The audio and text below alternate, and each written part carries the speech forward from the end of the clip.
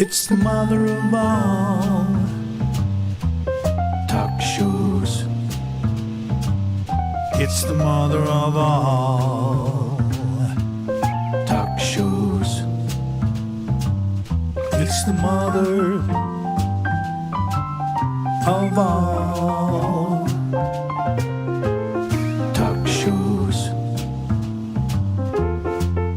Go get 'em, George.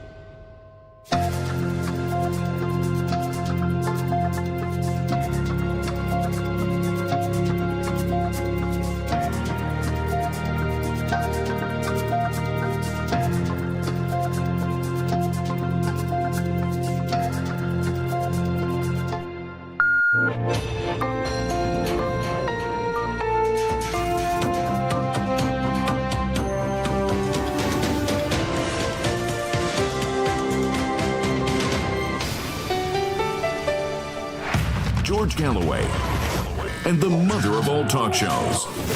Welcome to the Open University of the Airwaves with George Galloway. You wait for years for 3 Ukrainian alleged arsonists to firebomb your house, and then 3 of them come along together. It is the biggest mystery in British politics this century, and nobody with any guts is talking about it except here on the mother of all talk shows. And Ukrainian terror comes to Madrid. A prominent Zelensky critic, former member of the Ukrainian parliament, former aide to the legitimate president of Ukraine, who was overthrown in 2014, is executed gangland style in front of the American Children's School on the outskirts of Madrid. And it seems like Israel is about to launch a kamikaze attack on Iran. What's Donald Trump got to say about that? Well, we'll look at that after we've finished watching him humiliate Cyril Ramaphosa, the President of the Republic of South Africa, in the Oval Office. And I'm giving up the Manchester United Tottenham Hotspur Europa League final to be with you here tonight, and so you better make it worth my while. It is the mother of all talk shows. Stay tuned. Curious about our curriculum? Have something to say? Then call us now to join the debate on the mother of all talk shows. The only education you can get for free.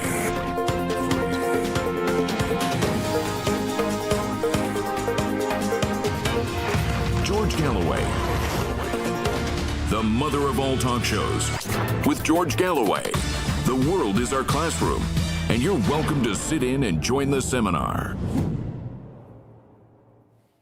No British Prime Minister has ever been firebombed by a Ukrainian male model. Never mind 3 firebombs from 3 Ukrainian male models. Now look, I spoke about this extensively the other night. I'm not going to rehearse it all, but it has to be explained because either Keir Starmer just had a run of really bad luck, that 3 Ukrainian male models allegedly firebombed 2 of his houses and 1 of his former cars. Some of those houses and the car in the same street that he used to live in. Now that can happen. It doesn't happen often, and it's never happened to a British Prime Minister before. But if it did just randomly occur, then he can count himself a very unlucky man indeed. On the other hand, if this is a conspiracy hatched in foreign lands against our Prime Minister, this is an attack on the United Kingdom. It's an act of terrorism of great moment, and we should be told if that is the case. If, on the other hand, all of this is the result of some personal imbroglio that the Prime Minister has gotten himself into with the alleged perpetrators, then we need to be told that also. Because if it's a terror attack, or if it is the result of a relationship or relationships gone bad, we need to know, because it goes to the heart of British governance. Now, Prime Minister's question time took place today at Westminster, and not a single MP had the guts to ask the obvious question.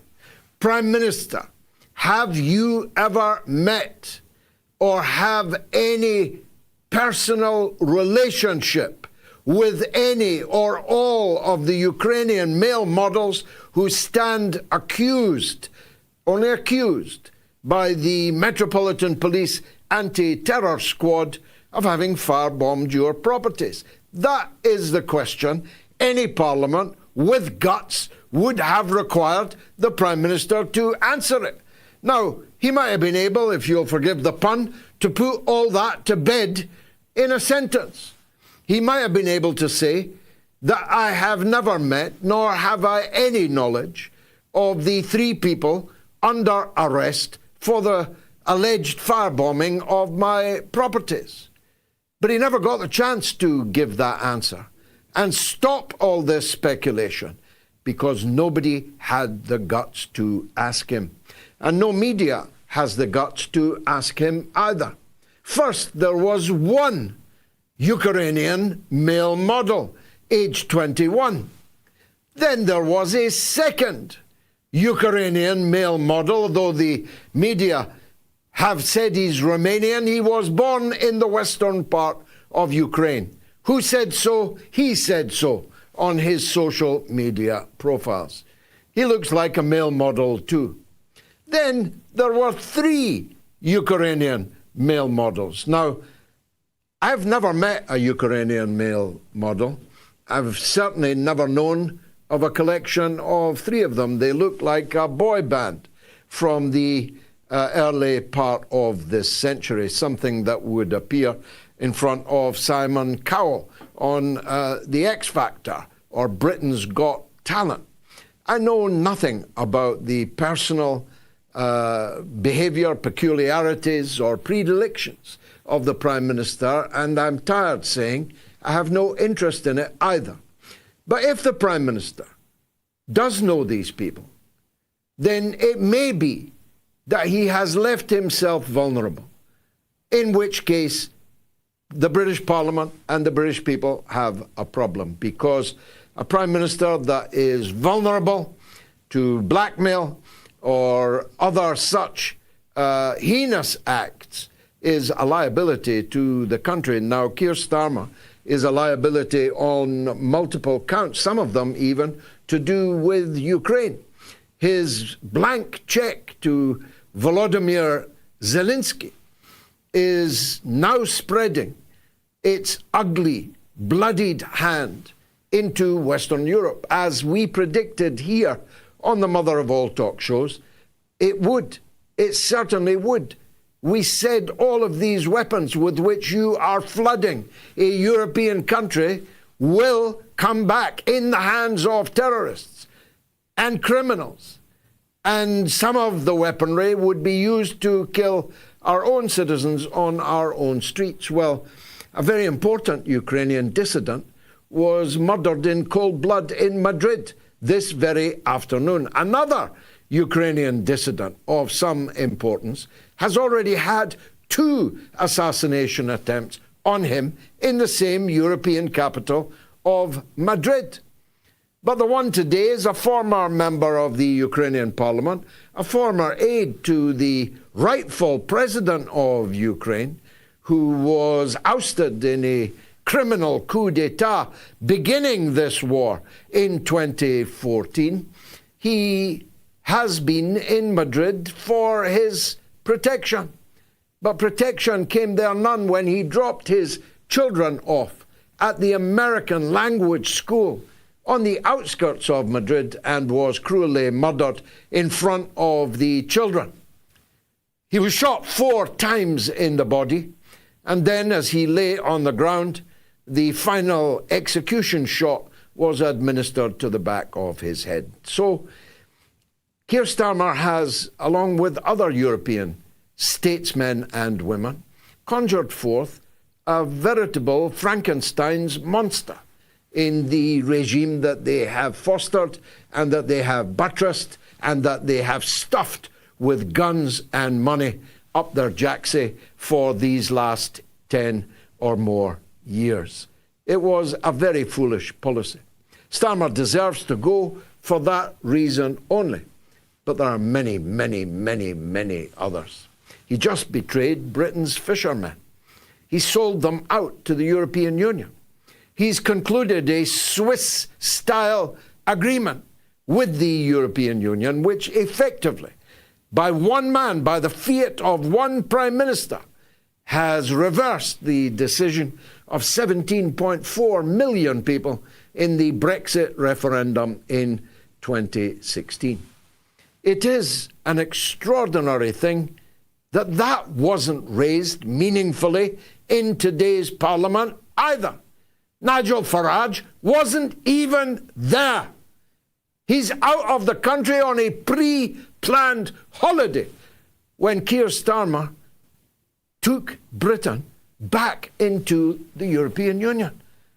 And he wants us to rejoice that in certain European countries we'll now be allowed to go through the e-gates. I don't know about you. I found it a small price to pay for Britain's independence. If only we'd used it. If only we'd used that independence to have a different economic policy, to have a different policy on all manner of things, including foreign affairs, if you'll forgive the pun. But we never used it. And that's down largely to the British Conservative Party. But if Keir Starmer, who has now given free movement of labour to all European Union citizens aged between 19 and 32 and their families. So we're back to the Polish baristas, we're back to the Slovak carpenters, we are back to our young people competing for jobs with a flood of young Eastern European, Central European labour. Now, you may want that. I don't myself. I want British carpenters and British baristas. But you may want that, in which case that should have been in the manifesto that Keir Starmer stood for election on. If we're going to reverse Brexit, there will have to be another referendum before we can rejoin the European Union, which we have now in a peculiar and creeping semi-detached way now begun to do.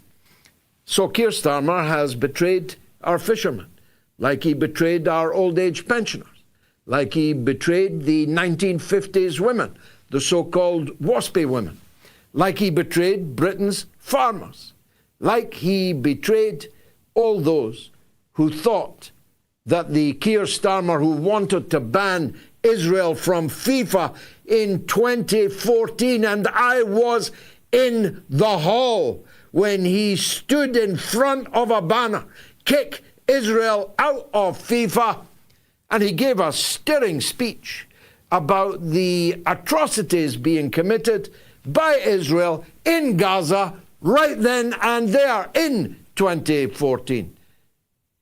Few of us knew that the day would come when he would declare himself, without qualification, a supporter of Israel, without qualification, a supporter of the nationalist ideology of Zionism, before he would say that Israel had a right to cut off food, water, medicine, and electricity from 2.2 million people in the Gaza Strip. Of course, in the last couple of days, there's a coordinated effort in Paris, in Canada, in London, to distance themselves, to wash their hands of the genocide, of the Holocaust, which is currently, this minute, taking place in Gaza. But it's all a show. They are seeking to wash their hands, but all the perfumes of Arabia will not expunge that damned spot. They are forever stained with the blood of hundreds of thousands of mainly women and children in Gaza. They have armed it. They have used their air resources to gather information and promptly given it to the killers of the Israel occupation force. They have sold weapons to a country adjudged by the International Court of Justice to credibly have been committing genocide. They have shilled for it. They have backed it in every way possible. They think that a couple of days of disavowal might change people's minds about them, but I predict it will not. Anyway, my point is, there's not many left to betray. There's not many left to lie to. And that's why Keir Starmer's premiership is now at 13% approval rating, the lowest approval rating of any prime minister in recorded history. I'll tell you what, I happen to know that Labour MPs care about one thing above all else, and that is to remain Labour MPs. If these Labour MPs are not reading this writing on the wall and are not preparing to knife Starmer in the back as they all, with Starmer, knifed Corbyn in the back, I'll be surprised. And I'll be more than surprised if Keir Starmer sees the end of the summer in 10 Downing Street. Because these three alleged arsonists are due in court in June. What are they going to say? Well, assuming that they don't suicide themselves with paper towels while the cameras are off and the guards are asleep, they're going to have some explanation as to why they allegedly decided to firebomb no less than 3 properties of the British Prime Minister. They're going to say it was for political reasons, perhaps. They're going to say it was all random. They had no idea whose property, whose car it was. They're going to say something, aren't they, in their defense in June. I, for one, would rather have a British political class and a British media that faced up to the big, big questions that arise out of this affair and told us everything that they know. Now, we've got 2 of the biggest guests possible tonight. We've got Colonel Douglas Macgregor, the old warhorse who's forgotten more about military, political strategy and tactics than most of today's top brass have ever known. And we've got the wonderful hip-hop artist, political activist, and veritable Cambridge professor. He's not really a Cambridge professor. He's a professor of the streets, and he goes by the name of Lowkey. So I'm going to leave them to discuss some of the main issues that are on the agenda tonight. I just have time to deal with one of them. It is being said that Israel is about to launch an attack on the nuclear reactors belonging to the Islamic Republic of Iran. This while Donald Trump is negotiating with the Islamic Republic of Iran for a new nuclear deal, which would avoid a war, lift sanctions, and dramatically improve the atmosphere in the Gulf.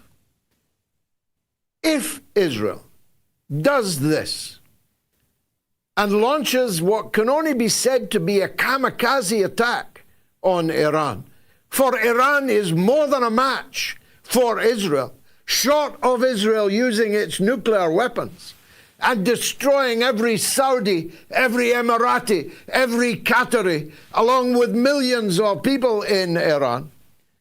If Israel uses its nuclear weapon, destroying the world's economy in the Straits of Hormuz and in the oil and gas fields of the Persian Gulf, well, Israel will win. But short of using nuclear weapons, Iran is more than a match for Israel.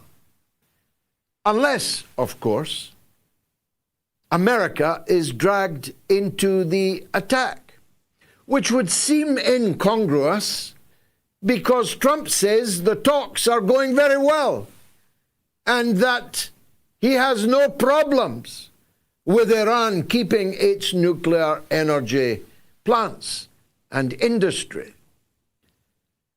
Is it possible that Trump is lying about all this? That he knows that Israel is going to launch that attack? And that when Iran responds as it will with overwhelming ballistic force, that America will join the war? If so, I warn the GIs and the Marines right now. Iran is a vast country.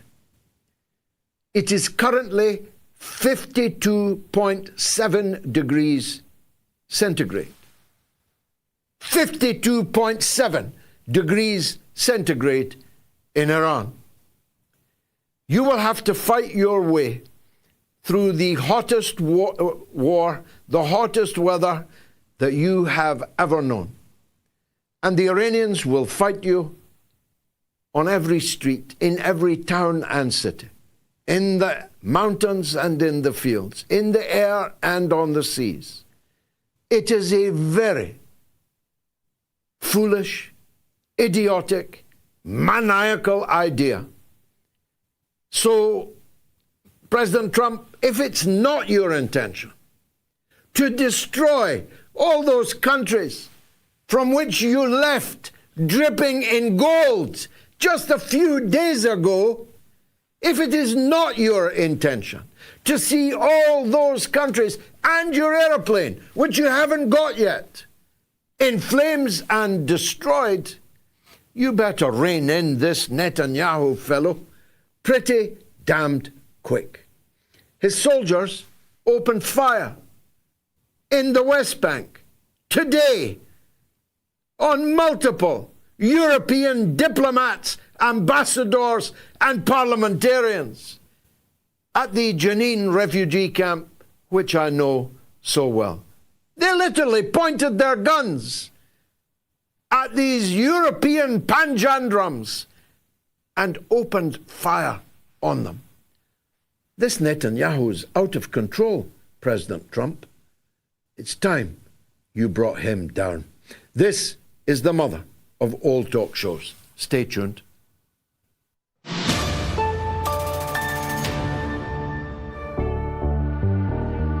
I don't believe that the mainland European countries give a toss about Britain, and I'm certain that the United States would not sacrifice itself for Britain. That's why I say Britain is completely marginalized. As for the Trident missiles, of course, if the United States, which has dual control over these missiles, gave permission for them to be launched, of course, they would incinerate Russian cities. But what good would that do us? Because we'd all be dead, including the people that fired the missiles. You feel me?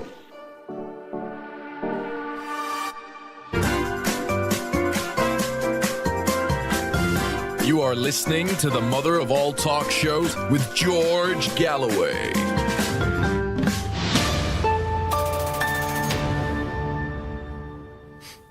Wow, what a poll we've got this evening. Is Piers Morgan Israel's useful idiot? I don't know how useful he is. He's definitely Israel's idiot. But you can vote yes or no. Is Piers Morgan Israel's useful idiot? Yes or no? You can vote on my Telegram channel, t.me/George Galloway. You can vote on my X, my Twitter account. You can vote on the YouTube community poll. You can vote on the YouTube stream. If you're watching on the YouTube stream, please share with all your friends and contacts. Please subscribe to my channel and please give a thumbs up to the show. All of it helps. A staggering 24,041 people have voted already, and it's not going well, Piers. On Telegram, it's 98% yes, 2% no. And I think that 2% only balked at the word useful. But you can vote on Telegram, on X, on the YouTube community poll, or on the YouTube stream. Someone should tell poor Piers how badly he is doing. If you want to call the show, it's toll-free in the United States and Canada, +1 844 944 3344.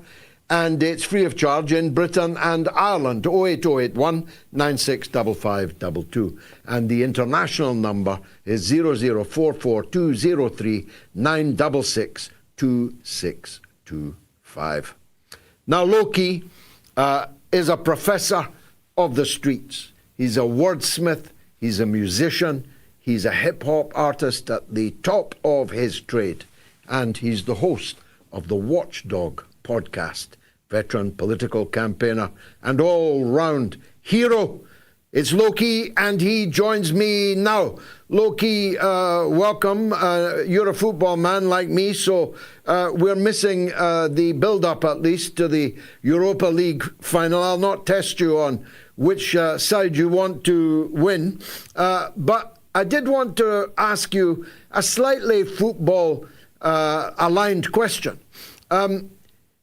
Gary Lineker, one of England's finest ever footballers, and definitely the BBC's best pundit, has been forced out of the BBC because he dared to raise a whisper of complaint about the mass murder in Gaza.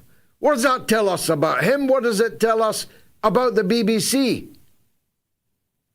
Well, thank you so much, George, for the very kind introduction and invitation, and I'm very happy to be here. Actually, first, I did want to address your very fascinating poll about whether Piers Morgan is, in fact, a useful idiot of Israel. Now, it's important that people are aware of the following information when they make the decision on the poll.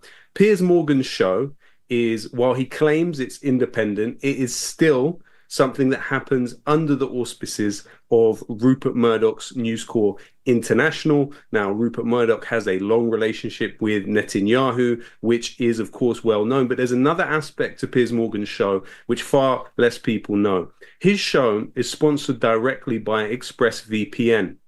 Now, ExpressVPN, the sole owner of it is Cape Technologies. Cape Technologies is an Israeli company owned by Israeli billionaire Teddy Sagi. Now, during the war in Gaza, Teddy Sagi has given $3 million to Israeli soldiers, and he also provided $250,000 to help transport Israeli military personnel during the genocide.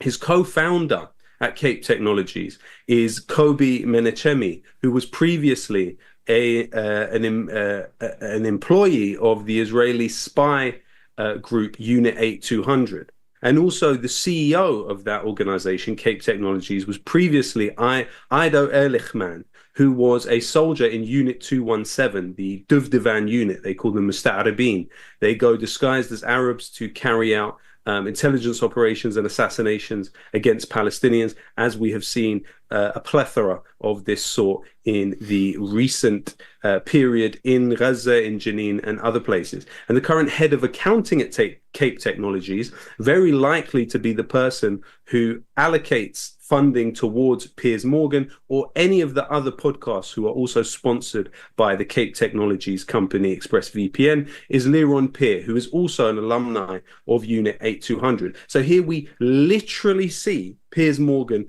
probably unbeknownst to him. I think he's completely aware of Rupert Murdoch's inclinations and associations, but I don't think he's so aware that ExpressVPN is a Cape Technologies owned enterprise, and Cape Technologies is literally directly related to the Israeli military. You also have to remember that Teddy Sagi owns Camden Market. So I think that if you were looking at boycotting, Camden Market would certainly qualify with this relationship with Teddy Sagi. Now, in terms of the Gary Lineker question, we have to remember, George, that Gary Lineker has been subject to an Israel lobby campaign, as the highest paid employee of the BBC. He was subject to this campaign for several years. Now, that campaign was led by UK Lawyers for Israel, which it has to be remembered, when it was originally registered on Companies House in October 2010, it was registered as quote-unquote Action for Peace. However, in May 2011, the Israeli Ministry of Foreign Affairs had a post on its site dedicated solely to the creation of the UK Lawyers for Israel. It later on, of course, hosted a 2-day seminar with the Israeli Ministry of Foreign Affairs and the Israeli Embassy in London, and of course hosted several speakers from the Israeli Ministry of Foreign Affairs. It is essentially an arm of the Israeli government, and the head of this organization, which has militated against Gary Lineker for so many years, Jonathan Turner, actually has gone on record as saying that the blockade of Gaza will actually help decrease obesity and thus increase life expectancy in Gaza. Just so you have an understanding of what type of maniacs we are actually dealing with. UK Lawyers for Israel went as far as bullying an NHS hospital to take, or lobbying an NHS hospital, I should say, to take children from Gaza's artwork out of the hospital. I mean, it's just beyond belief. They've even had a role in editing textbooks in this country on the content that relates to Palestine. But the bigger question, George, as you will well know, is what exactly is happening at the BBC. Now, you have to remember that currently in a key position at the BBC, in charge of, according to the BBC website, upholding and protecting the independence of the BBC, is Robbiegibb. Now, who is Robbiegibb? Robbiegibb is, simultaneous to his job at the BBC, the sole director and owner of Jewish Chronicle Media. Now, the Jewish Chronicle, which was found to be producing stories that seem to come directly from Benjamin Netanyahu's office, is a well-established pro-Israel smear factory, which has smeared yourself, I'm sure, hundreds of times, smeared me tens of times, and pretty much anyone who supports the Palestinian cause has, of course, been written about in derisive tones by the Jewish Chronicle. Now, surely that is a clear conflict of interest for Robbiegibb to have this role at the BBC, supposedly upholding independence, at the same time as being the director and owner of the Jewish Chronicle. But his conflicts of interest actually go farther, George. So on his personal declaration of private interests, Robbiegibb stated that he currently has a job at Kesk CNC, which is a PR company. So he's employed by this PR company, which was founded by a chairman of the Weizmann Institute in Israel, Gershon Kesk, at the same time as he's employed by the BBC. Surely, being employed by a PR company and a news company, these things would rub up against each other. But what also needs to be stated is that Kesk is a subsidiary of the Publicis Group. Now, the Publicis Group, according to its CEO, has staff that are currently in the Israeli military fighting in Gaza. Again, a massive conflict of interest. Also, Gibb has a paid role at JL Partners, which was founded by James Johnson, a pollster for Theresa May, and Tom Lubbock, a former pollster for the Conservative Party under Boris Johnson. But then you get to the question of the BBC's online Middle East editor, the very individual behind those headlines, which essentially put Palestinian deaths at the hands of Israeli soldiers in the passive voice and work to sort of invisibilize the Israeli bombs that fall on Palestinians. Well, who is that? That is Raffiberg. Now, Raffiberg is somebody that collaborated with Israeli intelligence personnel in order to write a book about them, and then was so happy with Benjamin Netanyahu's response that he framed the letter from Benjamin Netanyahu and put it on his wall. And that's right next to a framed picture of himself with the Israeli ambassador to the UK at the time, Mark Regev. This is the person that is editing the headlines regarding Palestine and Gaza in the BBC. But I've also looked into it, George, and found several people who were employed by the BBC after being in the Israeli occupation forces. So, for instance, there's an individual by the name of Roni Belenki. She was a project manager at the BBC after being a commander in the Israeli military. There was even an individual by the name Eli Ovitz, who claimed to be an assistant producer for the BBC at the same time as being a spokesperson for the Israeli military. You also had Bar Ben Youssef, who was somebody that was a BBC scriptwriter after being a soldier in the Israeli military, and someone by the name of Shirona Partem, who was a BBC news producer after being in the Israeli military. And another glaring conflict of interest was Mark Berg, who went from being a BBC editor to then going and being director of BICOM, Israel's largest lobby group in this country. And guess what he did after several years working as director of BICOM? He went back to the BBC and worked on the show Hard Talk, for example, and other key BBC shows. So really what we're talking about here, George, is what happened to Gary Lineker being a symptom of corporation capture. We are seeing clearly that Israel has pro-Israel forces deeply embedded within the BBC, who will be working lock in step with the Israel lobby outside of the BBC to engineer something like what has happened to Gary Lineker. There's another football story relating to Israel-Palestine. In the 20-year kit man of Arsenal Football Club, supported, it's said, by the British Prime Minister Keir Starmer, they have sacked their kit man for his entirely private Facebook postings, which have nothing to do with Arsenal, nothing to do with his job, because he was a supporter of the Palestinian people. Has Israel conquered the football industry too? Well, it's worthy of note, actually, that the wife of Stanley Kroenke, the owner of Arsenal now, is through the Walton Family Foundation. They have investments directly into pro-Israel organizations. And so while, unfortunately, the Arsenal fan base may not be that way inclined, you do have a strong force at the club right now pushing in pro-Israel directions. Of course, I had a friend of mine who used to feature on AFTV, the popular YouTube channel, and when he dared to wear a Palestinian badge on his kit, he was told by Robbie, the head honcho at AFTV, that he either takes off the badge or leaves the channel. And that's what happened. He left the channel. So unfortunately, this gentleman at Highbury is not the first victim of this cancel culture operating within the football world and within Arsenal, to be specific. But, you know, as you can see, George, someone who has given decades of your life to the Palestinian cause, we are really at a new juncture with all of this. You have the liberals of yesteryear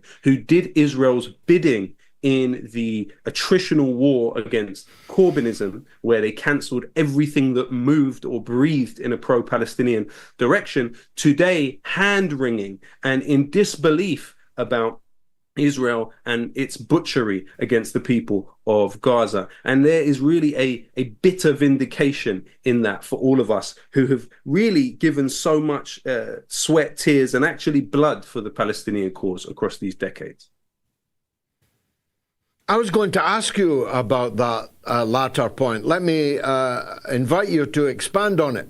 We now have the sight of the British Labour government, which has backed Israel's every move all this time, now trying to persuade us that they think Netanyahu is going too far. Do you believe them?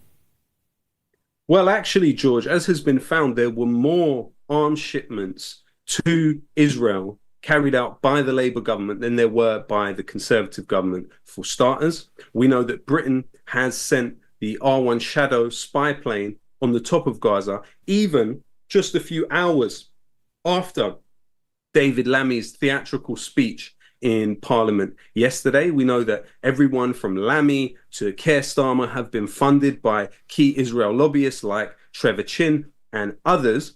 And also on top of this, we know that through Aquatiri, Britain is sharing intelligence with Israel and has been helping it. One of the specialities of the R1 Shadow spy plane is target acquisition. So we have to even wonder, in the cases where British citizens were killed by the Israeli military on the very same day that you had the British spy planes over the top of Gaza, what type of culpability are we talking about here? These people are attempting to legally cover their backs. But also it's worth noting that the UK Foreign Office admitted that at least 80 British nationals were in the Israeli military just a month before October 7th. You've got an individual like Sam Sank, who filmed himself fighting in Gaza between December 2023 and January 2024. This was someone that also met Boris Johnson as an Israeli soldier. You've got other figures like Hani Volker. This is a British citizen who has been there fighting for Israel. Daniel Menza, and even the son of Lord Wolfson, a Conservative peer in the House of Lords. But you have to remember, George, that this is also a structural arrangement. You have an organization like Garan Tazaba, which directly facilitates the journey of people from outside of the Israeli entity into it to join the military, and sometimes even without having citizenship in Israel. So Garan Tazaba has offices in Finchley in this country and is still operating from here. But overall, we've looked into it, George, and we have found around 5 to 6 charities in this country directly materially supporting the Israeli military and its soldiers throughout the genocide. Now, what are those charities? Firstly, there's the UK Friends of the Association for the Wellbeing of Israel's Soldiers. Now, that is headed by the former head of British forces in Iraq and Afghanistan, Richard Kemp. And that organization has literally built swimming pools for Israeli soldiers not far from the torture camp of Sidi Tayman, where you've seen Palestinians raped by Israeli forces. You've got Technion UK, which directly trains people, even in intelligence gathering, to move them into the Israeli military. Another organization that is a charity in this country, ORT, which also works on arming the Israeli military. You've got Beit Halochim, which translates to House of the Warrior. Now, this charity raised in one night in London £2 million for the Israeli forces during this genocide. Another one, UK Toromit, which funnels funds into the Israeli military and then works on with particular groups like One People to provide arms for the Israeli military. Another one, British Friends of Israel's War Disabled. This organization has actually brought 5,000 Israeli soldiers into this country. But you also have to remember, when it comes to the question of the Labour Party and these organizations, I've found people that fund both these organizations arming the Israeli military and fund the Labour Party. So, for instance, Israel lobbyist Victor Blank gave £175,000 to Rachel Reeves prior to her becoming the Chancellor of the Exchequer.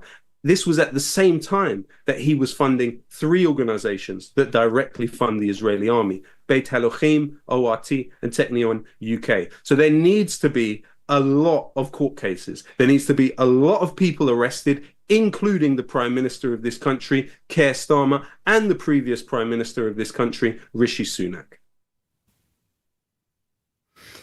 Well, let's hope so. And if they have any sense, they'll make you the head of the prosecution of these individuals. Your breadth of knowledge and detail is simply breathtaking.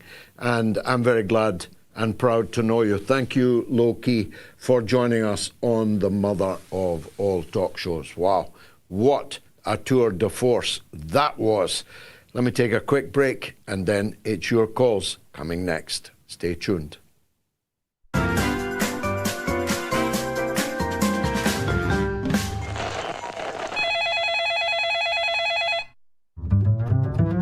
There's a group of people in Twitter who are daily posting discussions about Gaza, Lebanon, what's happening, news updates, aid for Gaza, and trying to enlist the help of Jordan and France and any other regional entity that will help get more aid into Gaza and all of Palestine, for everyone who suffers. So I want to request that everyone who is listening to this go to your local council meetings and peacefully request that their representatives at the local levels do this, because it works. Thanks for the call, Pia, in Uruguay. I'm a free man of the city of San Francisco, awarded to me for my work on Palestine, on the steps of City Hall itself. So it was a particular delight for me that the San Francisco Council voted by 8 votes to 3 to demand a ceasefire. And that decision didn't come out of nowhere. It came out of campaigning to force the local authority representatives to vote.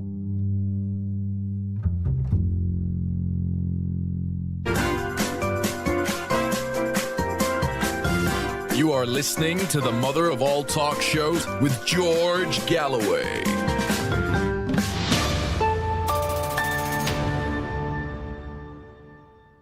Is Piersmorgan Israel's useful idiot? Do bears defecate in the wood? And is the Pope a Catholic? Well, the jury is out on that. We've got a new Pope. We'll have to wait and see. But your votes are coming in by the barrow load. 25,000 people have now voted. Is Piersmorgan Israel's useful idiot? Yes or no? Somebody let Piers know, won't they? Let's take our first call. It's from Poland, where Ola wants to talk about Ramaphosa and Trump. Go ahead, Ola. Hello, George. Good evening. Well, do you condemn Hamas? What about Hamas? I'll tell you what. I felt that Trump humiliated Cyril Ramaphosa in the Oval Office today. What did you think? Exactly. It was.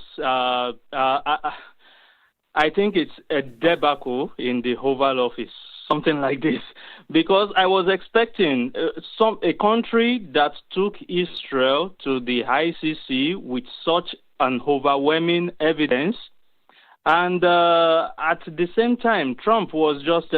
It was like a briefing. I didn't know that Trump was well briefed on what is happening in South Africa, or what is allegedly happening in South Africa, killing of white farmers and the likes. But he's not briefed about what is happening just underneath his nose in Palestine. He was just there, I think, last week. He was not briefed about this. But I was expecting Ramaphosa to have gone also prepared. Maybe with some few pictures of, okay, Mr. President, we agree what is happening in South Africa. Well, we will look into this. But can you look also into this? These are some pictures from Gaza. These are this, these are that. But nothing. He was just mumbling. I guess he went there naked today. That's my own opinion. And it was not a good sight. Yeah, well, I mean, I haven't seen the entire thing, but I concur absolutely with everything you've said based on the evidence I have. He was ambushed by Donald Trump, armed and briefed by Elon Musk, without a shadow of a doubt, and he was effectively lynched. The president of South Africa was lynched in the Oval Office on a totally bogus prospectus. Trump gave visas to white farmers who wanted to emigrate from South Africa to the United States. But not one single person who arrived was a farmer. The farmers are all still farming and making a lot of money.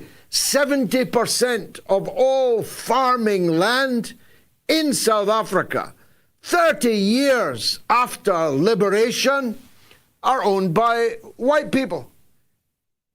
70% of all farming land is still owned by white farmers, so it doesn't sound very much like white genocide to me. Now, he prayed in aid, songs from the Liberation War, not from Ramaphosa, not from the ANC, not from the government of South Africa, but an extreme opposition faction of Malema, the EFF, who are miles away from What's Ramaphosa got to do with that? If Trump was visiting South Africa and Ramaphosa was to play him the sieg-heiling, jackbooting of Nazis in America or in Ukraine, would that be fair to Donald Trump? Is he responsible for the songs being sung by American extremists? No. Now, don't get me wrong. Actually, I think that song is a very bad one. And it definitely should have been retired at the end of the Liberation War. I don't want anybody to be killed in free South Africa.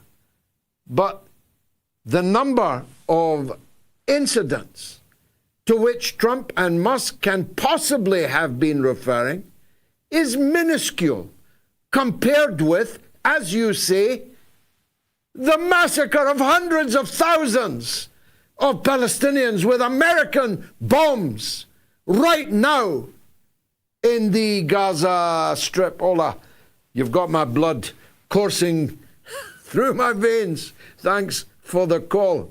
Now, you can leave comments on YouTube by scanning the QR code on your screen now. Let me read some of those out. Christina Hines says maybe Israel, Mossad, spied and compromised Starmer. Maybe that would explain his support of Israel. Agent 99 says, ask Madeleine Albright if she's okay with genocide. Well, she's gone now, but she definitely was okay with it in Iraq. Abu Swaleh Musafir says Trump will, despite the circumstances, support Israel.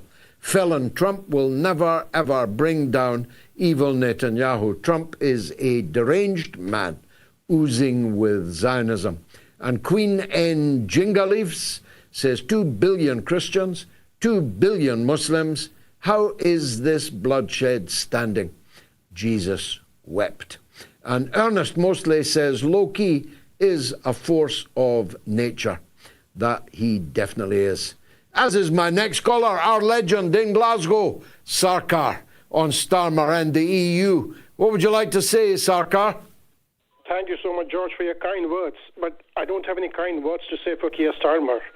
When I was growing up, I'd seen a movie called Fatal Attraction, Glenn Close and Michael Douglas. As the word says, fatal and attraction.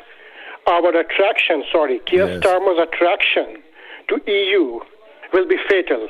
Not just for his political career, but also for everyone in this country. And I don't just simply mean the people who voted for Brexit. He is selling off our fishermen in return for peanuts by saying that we will be getting some e-passport or the food will be cheaper. He has given countless concessions which should not have been given at the expense of our people. There was a Brexit vote 9 years ago. Everything was decided what we would do. But since last year, July 2024, ever since this man won what he would call a stonking majority, all what he has been doing is making sure he puts us into the arms embrace, choking embrace of the EU. That EU which has rigged a Romanian election. That EU which does not want anyone, apart from their own chosen cronies, to be heads of the state. He is putting us in the arms of that political construct. I'm not saying that all those people who voted for Brexit already, should be feeling ashamed.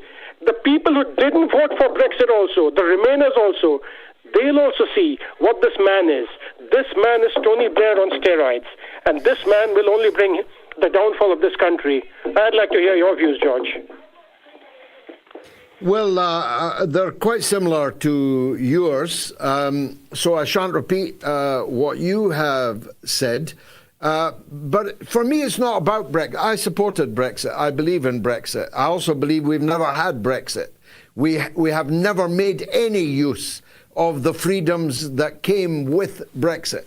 We have continued with the same economic policies, with the same defence policies, with the same foreign policies as the EU, even though we've been out of it.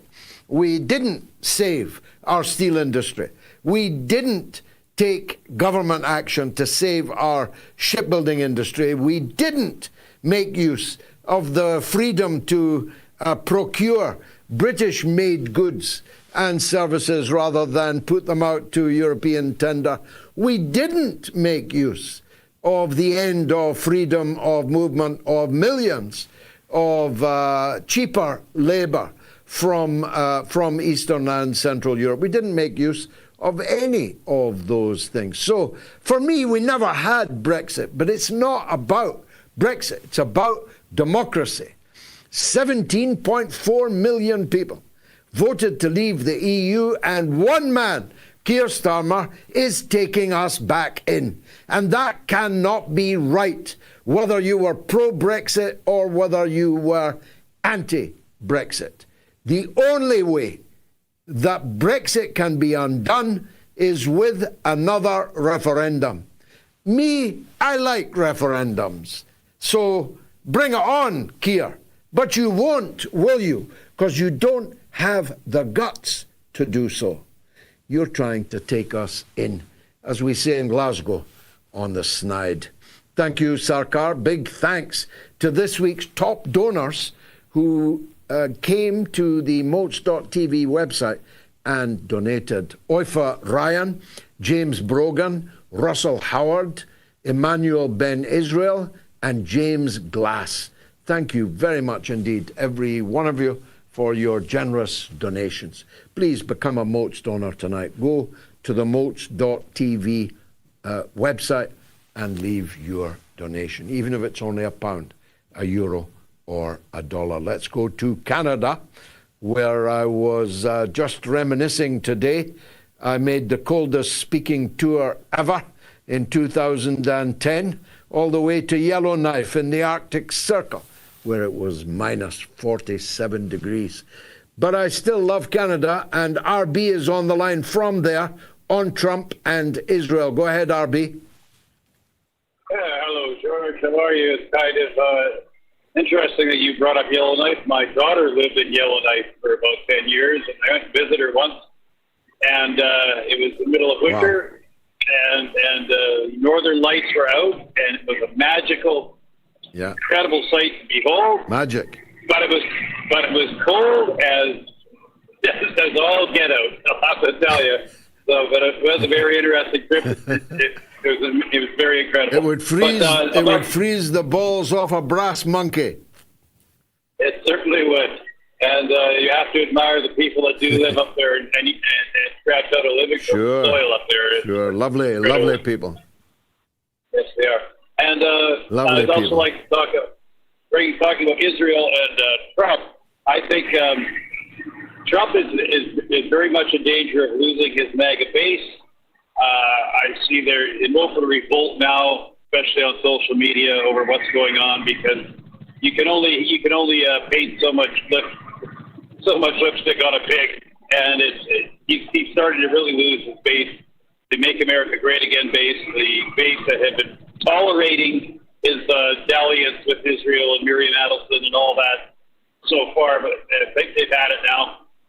You just can't, you can't go do what they're doing so openly, the genocide, the starvation, the openly saying that we'll let in a few trucks just so that we keep our allies on side, but our plan will go ahead. And Trump's idea of forcing 1 million people out of Palestinians and relocating them to Libya is so outrageous, so egregious, so openly advocating ethnic cleansing that I think that he's gone a step too far, and I think it's all going to come crashing around his head. I don't see how this has any conceivable way of working, and I want your opinion on this. I think he's gone too far. It's a bridge too far, as they say, and I can't see it happening. Without a doubt, and he's made it his war.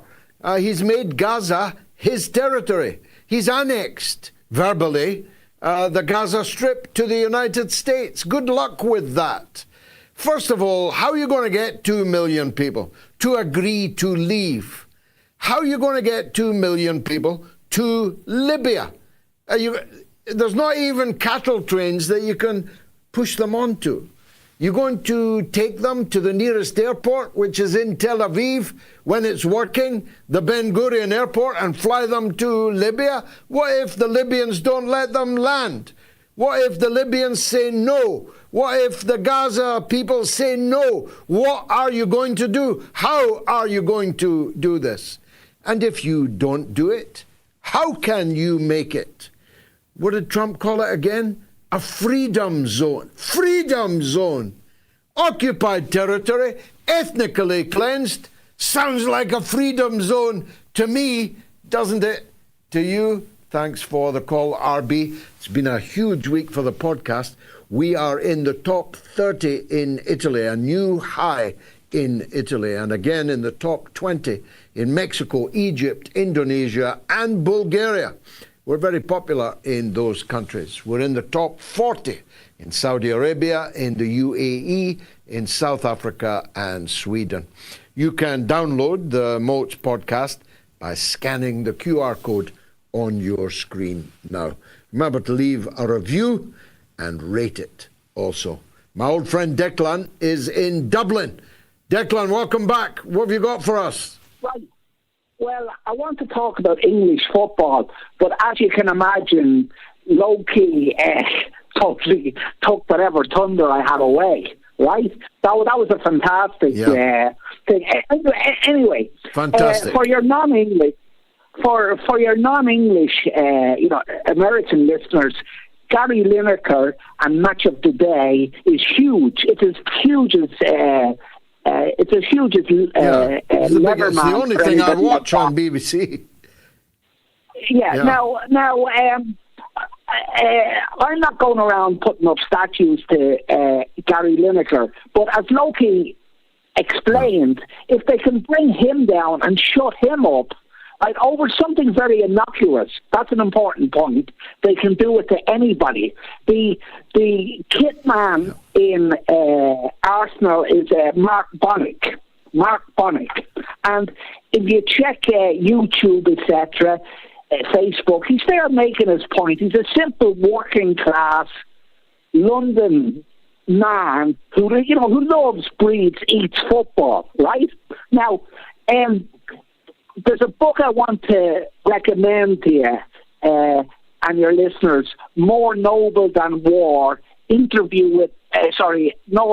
Noble Than War by Nicholas Blincoe, Blincoe. It's about football, soccer in Mandate Palestine, Israel and Palestine. And anybody reading that book can have no sympathy in sport for Israel at all, right? There's supposed to be some levelling of the field in football. Again, in England, if a small team wins an FA Cup match against the big guys, everybody is delighted, right? But that's not how Israel plays. There's just one more thing I want to mention about football in Palestine. I could mention my own experiences in Berlin, but those 3 kids who were killed playing football on the beach, the BAKR kids, right? When the gallant Israeli Air Force, the most moral Air Force in the world, I presume, blasted them to kingdom come, a friend of mine here in Dublin said there wasn't a peck of meat on those 3 kids. You know, they were totally undernourished, etc. And there they were, thinking they're Messi and Maradona and whoever, right? And the Israelis blast them out. And how that links back to Gary Lineker, a very modest, you know, he didn't say anything extreme, but if they can catch you over anything, you're the most anti-Semitic person in the world, and they get away with it for the reasons that Lowkey outlined. They're people everywhere. Yeah. They gang up, and people are terrified. The way mafia gangsters, you know, blokes would kill anybody at the drop of a hat, would be scared of these 95-year-old mafia geriatrics. Yeah, well, that's the long and the short of it. It's a form of terrorism. It is employment terrorism. It is intellectual terrorism, and of course it works with the vulnerable. It works with the weak. It wouldn't work with you or me if they left me penniless with not even the clothes on my back. They wouldn't persuade me not to cry out for justice, to cry out for those Bakr boys on the beach, those 3 boys running on the beach. If you have not looked at those images, then you should. They were long before October 7th, of course. Everything was long before October 7th. These little boys and little boys like them, little girls. I watched a little girl today in Gaza. I had earlier seen video of her, 3-year-old girl with a big jar of water, taking the water from a well back to her tent, but she never got back to the tent, at least not alive. I saw then a later picture of the child, the same child, on her father's lap, stone dead, murdered, whilst carrying a jar of water back to her family in a tent. If you can't cry out against that, are you even human? Are you even alive? Are you sure you belong to the human race if you cannot cry out about that? Thank you, Declan. Is piersmorgan Israel's useful idiot, we asked. Innocently, unassumingly. It's now got 26,661 votes, and it's not good for Piers. Somebody tell him to get his fans voting, if he's got any left. You can vote on my Telegram channel, t.me/George Galloway, on the my Twitter, on YouTube community poll, or on the YouTube stream. Now, I've got to take a short break, but coming up, by the way, at 8:40 tonight is Colonel Douglas Macgregor, and you definitely don't want to miss that. Quick break, and then it's Raymond in Swansea on the line, and your calls right up to Gayatri's social media roundup. Stay tuned.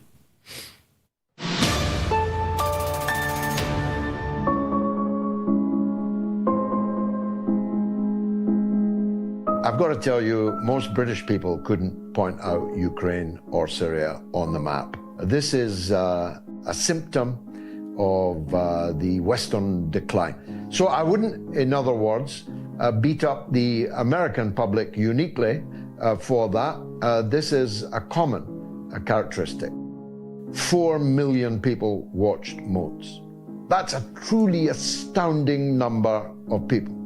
I mean, astounding, but it's still a tiny number compared to the population even of the United Kingdom, never mind the United States, never mind both of them together, and the rest of the English-speaking world, and never mind the rest of the non-English-speaking world. So we have to keep in perspective. We have more people who know more than we have ever had before.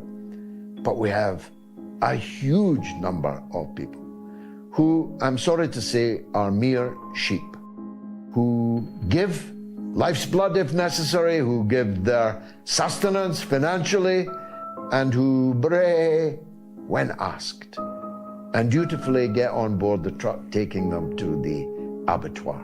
But it seems to me, given the unique horror of 9/11, the impact of 9/11 on the American psyche, that the very organization that the US government says carried out the 9/11 mass murder of thousands of American citizens is the same Al-Qaeda that American weapons, money, diplomatic cover, and endless propaganda was used to put into power in Damascus. Now, as a contradiction, that is as sharp as it's possible to get as a contradiction.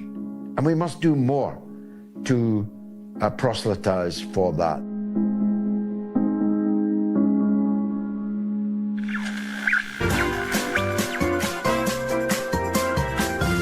You are listening to the mother of all talk shows with George Galloway.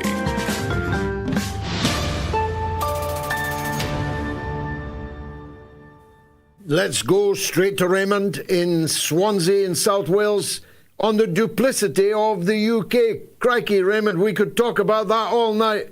What example are you going to give me? It's the Conservative MP's wife that was jailed for 31 months for a tweet. And then you see the grooming gangs. I think she was a councillor's. She was a councillor's wife, sorry? not an MP. Oh no, she was the wife of a councillor. Wife. However, she's had no criminal convictions. Anyway, go on. She's had 2 kids. So, how do you feel about her being arrested and charged for 31 months? Yet there's grooming gangs in this country which have been allowed to sort of exist for the last 20 years, completely unchecked. Well, everyone's kind of aware of it. Like the government's not willing to put out a national inquiry because obviously it would inhibit a lot of local authorities up and down this country for this abuse was allowed to take place. And I'm just finding this country, including my own, of course, in Rochdale. We are the people demanding a public inquiry into the grooming gangs and of course the cover-up of child sexual exploitation and abuse. It's been going on for a long time, and in fact, long before it hit the news. I was reading just yesterday of Earl Mountbatten, the uncle of our king, who was traveling to the Kincora home and raping children, a member of the British aristocracy, a member of the royal family.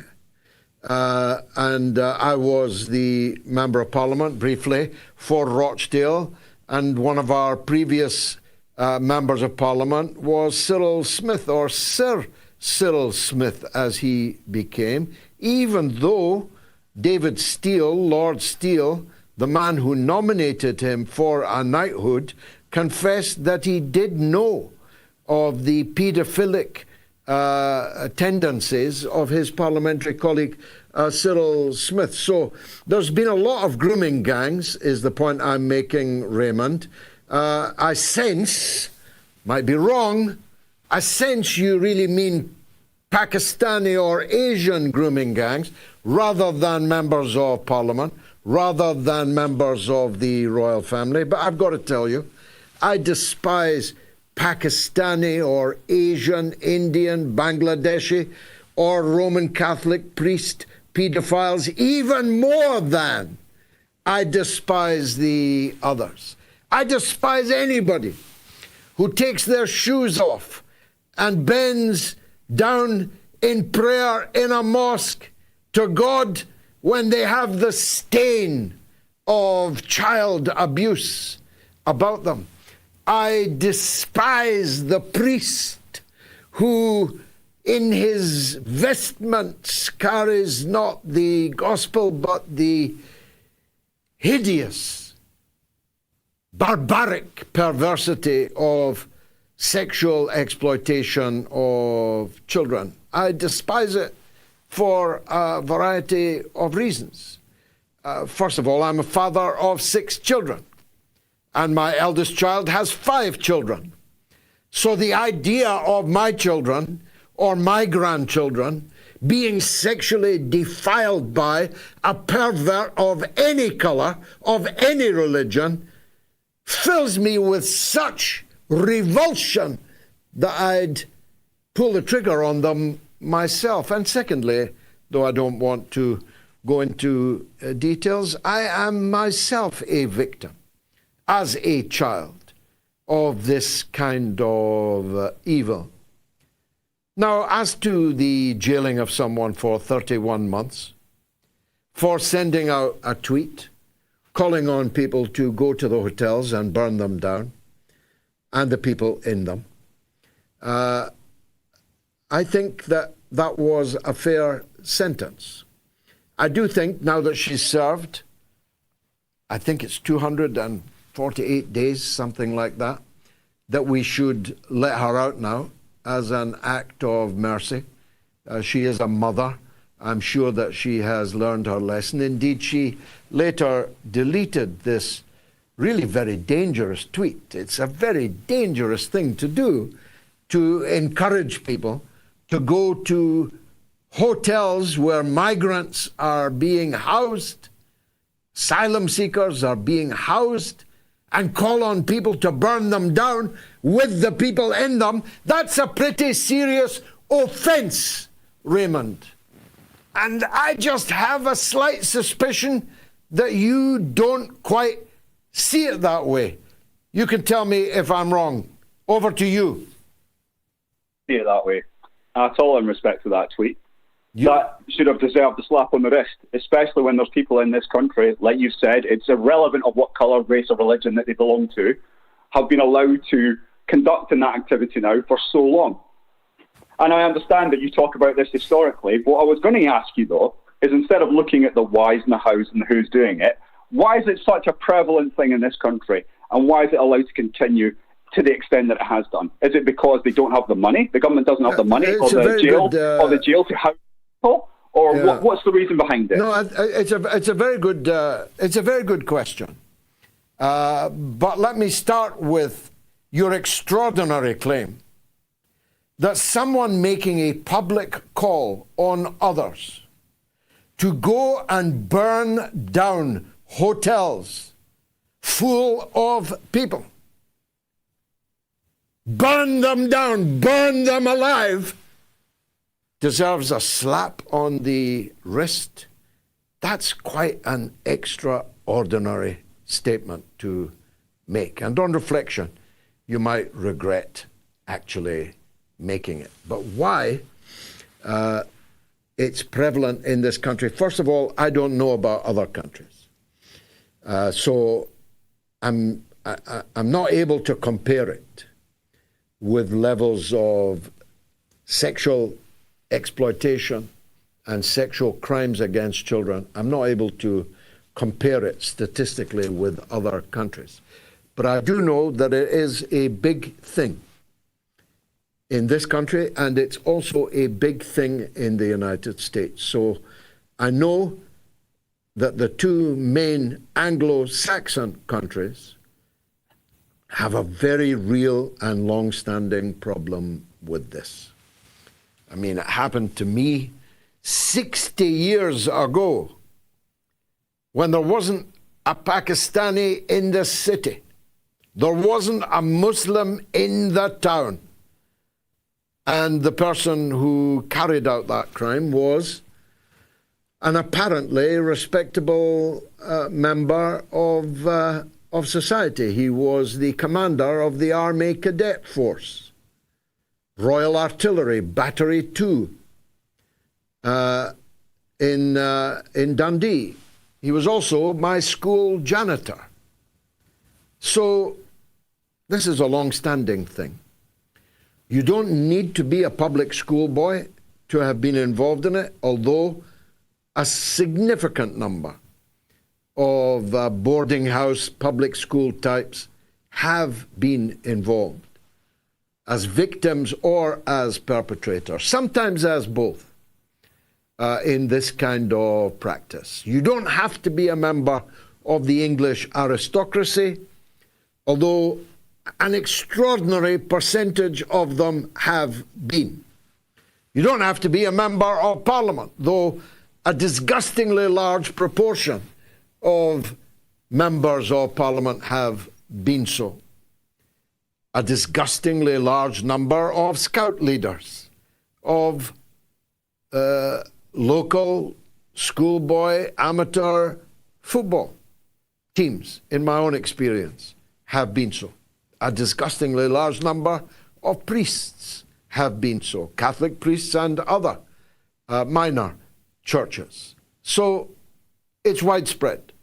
I suppose the most obvious conclusion that you can draw is that it's mainly men who commit these atrocities. It's not only men.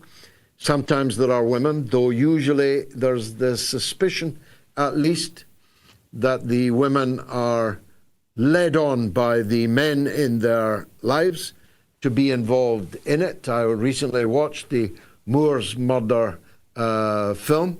I recently watched the House of Horrors, 22 Cromwell Street in Gloucester, Rose and Fred West mass murders. And there are women involved, but mainly, overwhelmingly, it's men. Sometimes the men are hypocrites as well as degenerate perverts, in that they are pretending to be religious whilst carrying out sins beyond comprehension, beyond redemption. Sometimes they are just sex criminals with no hypocrisy involved. I am astounded at the extent to which they are increasingly not being punished when they are caught. I see people walking free from court without any jail time when found in possession of the most serious categories of child pornography. Every child in that pornography is a victim of rape, is a victim of heinous, unspeakable crime. And if that crime had not happened, the porn would not exist. So to allow people to go free when they are the demand, the effective demand, financial demand for that product, is inexplicable to me. I don't support the death penalty. But if anyone committed such a crime as that against my flesh and blood, I promise you, you wouldn't be able to stop me from exacting the appropriate retribution. Sorry, I got quite worked up there. Look, it's no to NATO tomorrow night. The EU and Britain, very, very timely. On the show this week, Mick Stott, Radhika Desai and Patrick Walsh. Don't miss it. Tomorrow night at 9 p.m. on my YouTube channel, Rumble, X and Facebook. This could not be better timed. Seems like we're the only people actually upset that I was nearly said Tony Blair. It was a Freudian slip that Keir Starmer has taken us back into the EU without anybody casting a vote for it. And we'll be talking about it there at 9 o'clock tomorrow night. Let me take a call from Eve in Florida on Ukraine and Zelensky. Go ahead, Eves. I would like to to do the following mind game first, and then I will go from that. Let's suppose for one instant that we give to Zelensky everything he wants. Let's suppose that he gets back Crimea, he gets back the Donbass. What happens then? Well, what happens then is the people from those regions, Russia or not, will not accept to be ruled by Ukraine, by Western Ukrainians. Then Ukraine, with a 1 million army, would crush them, and there would be an ethnic cleansing similar to what would happen in Israel. What happened then would be that the Russian in Russia would be so furious that they would get rid of President Putin.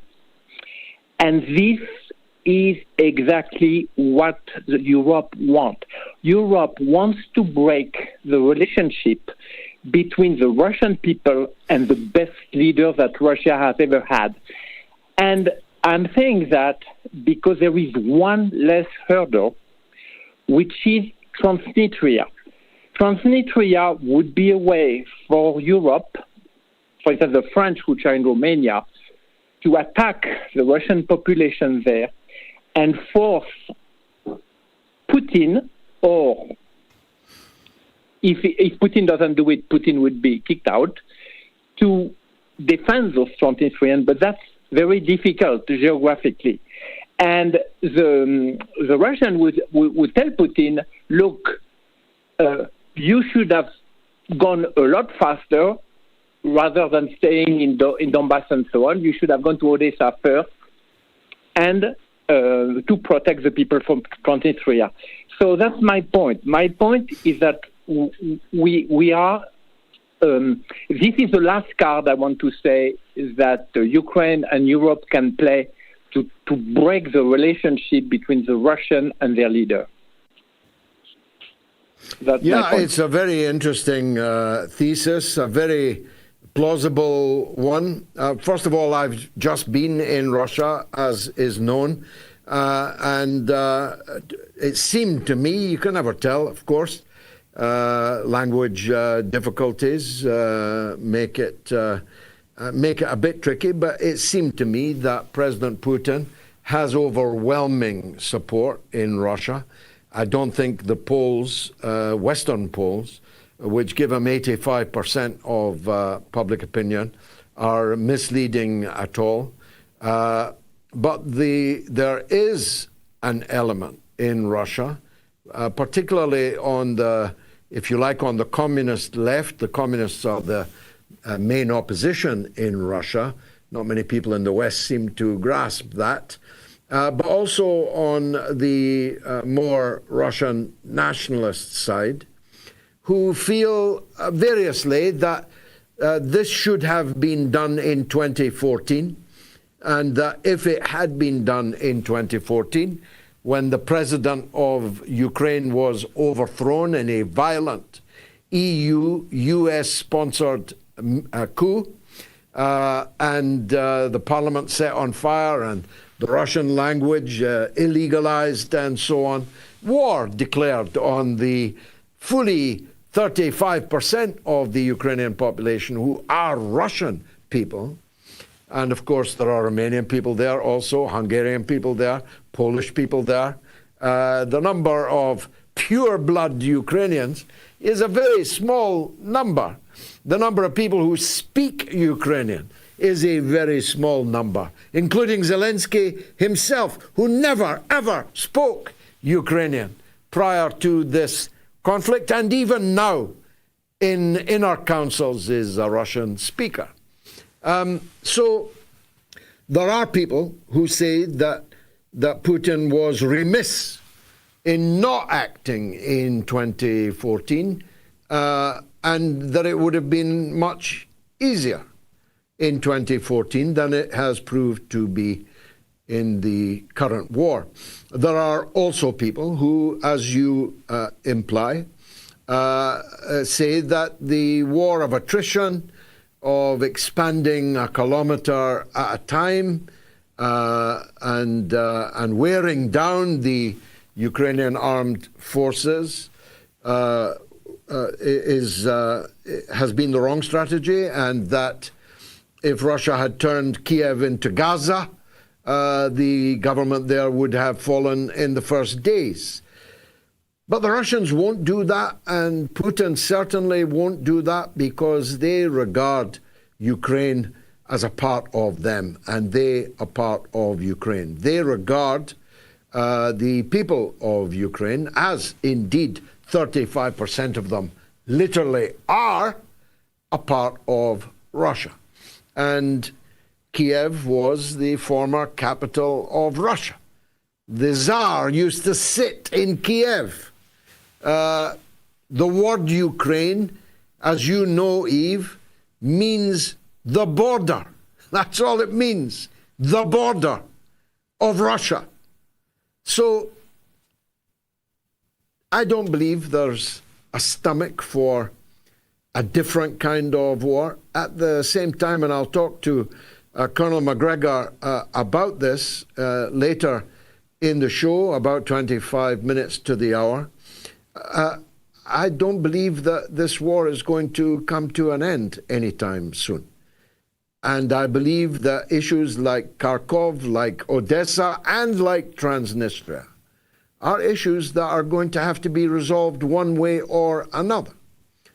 The Russians have not come this far to leave the Azov battalion in charge of Odessa or of Kharkov, or to leave the Russian people in Transnistria vulnerable to Ukrainian, Romanian attack.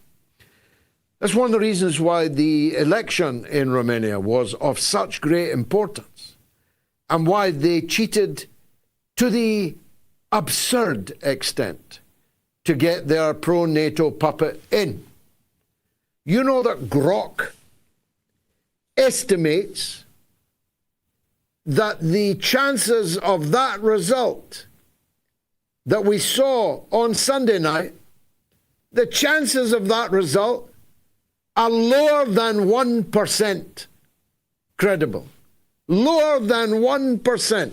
That somebody could have 44% in the first ballot against a guy that gets 21% in the first ballot.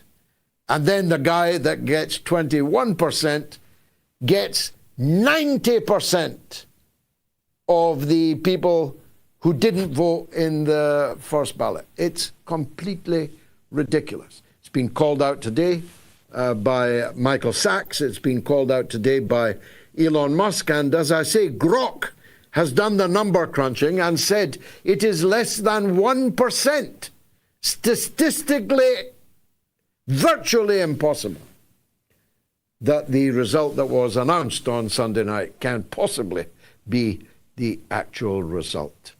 But Transnistria is vulnerable to Romania, to Moldova, to Ukraine. And Russia will, I'm sure, not allow that vulnerability to be the site of a massacre, a genocide against the Russian people in Transnistria. I don't believe that. Look, comments. Rafik, 1980, says Piersmorgan is an IDF spokesperson. And Grapentine says, I voted no because Piersmorgan isn't an idiot. He's a liar, a fraud, a propagandist, and a careerist. Thunder Bathole says, let's remember how Lowkey embarrassed Piers on his show by revealing his association with Murdoch. And Z.A. Lucasaid says the irony is that the Zionists accuse Piersmorgan of anti-Semitism for hosting pro-Palestinian guests. Wow! Let me take a quick break, then your calls, then Gayatri, and then Colonel Douglas Macgregor. Stay tuned.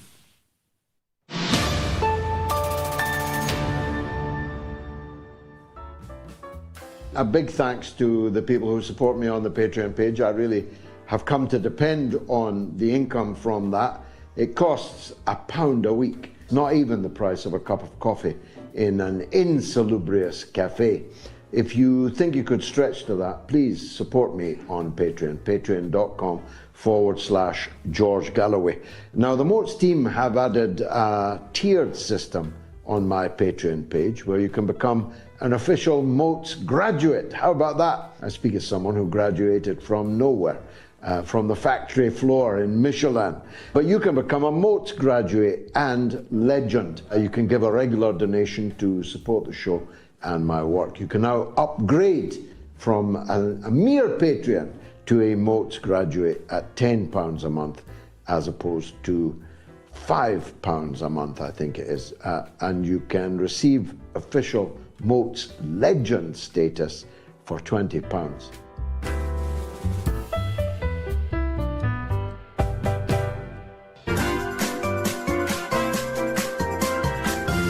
You are listening to the mother of all talk shows with George Galloway.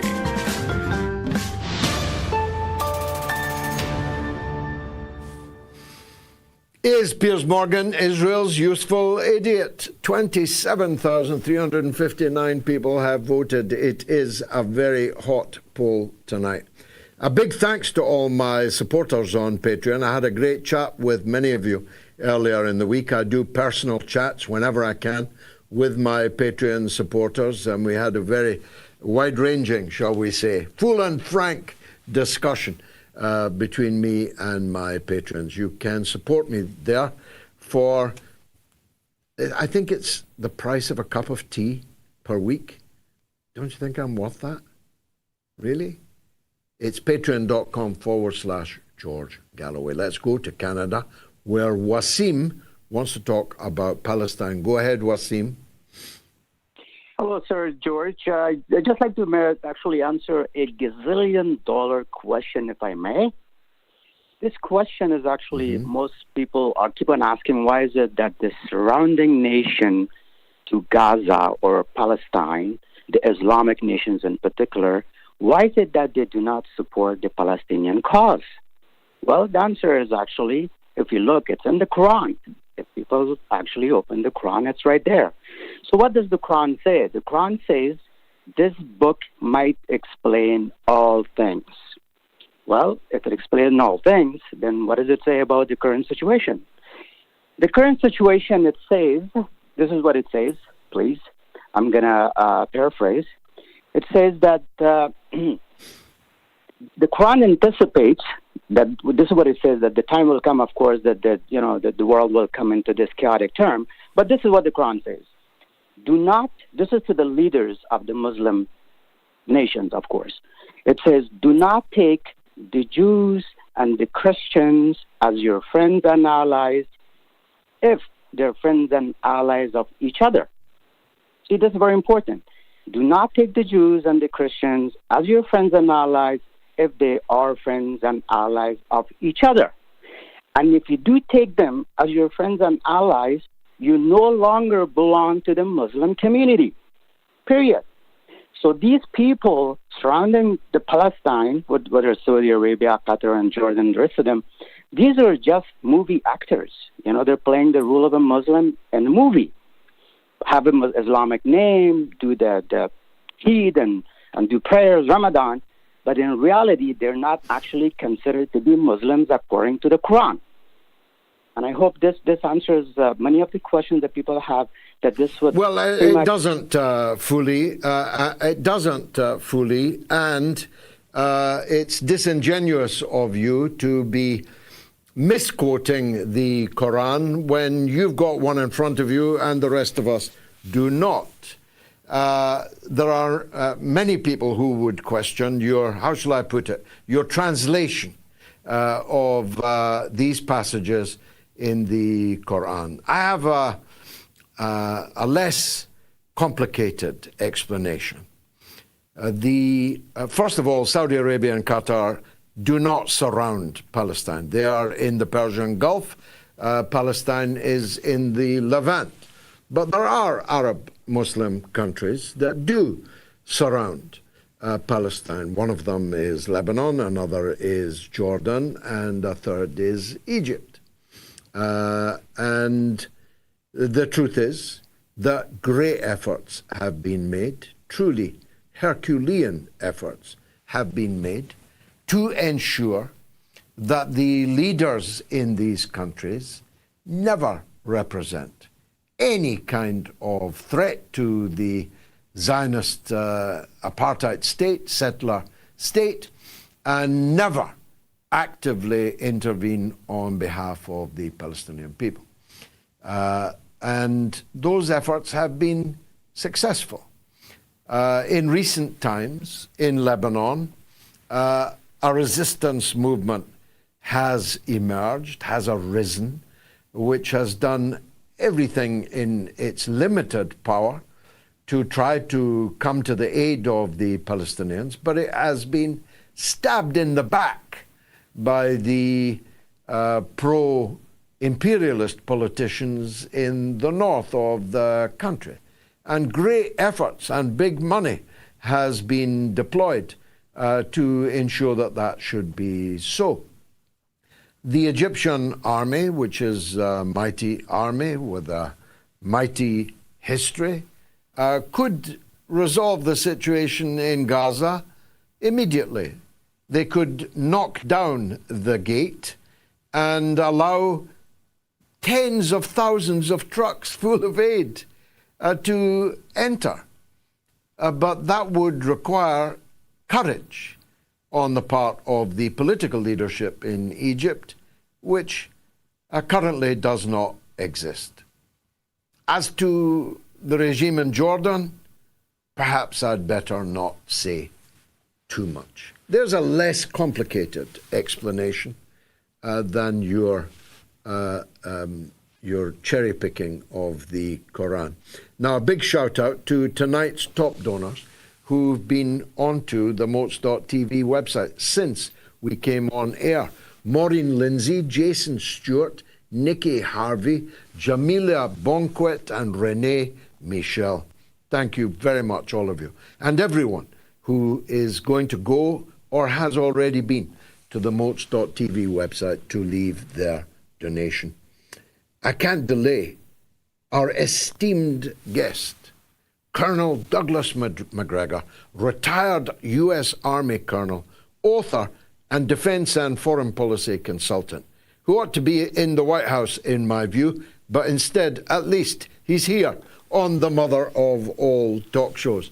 Colonel, thank you, and my apologies for Sunday night. We experienced some extraneous technical difficulties, as I think you know, but thanks for coming back so swiftly. I wanted to start off by asking you about what might be about to happen in Iran, and if it happens, whether this is in concert with the Trump administration or whether the Trump administration will be dragged into it regardless.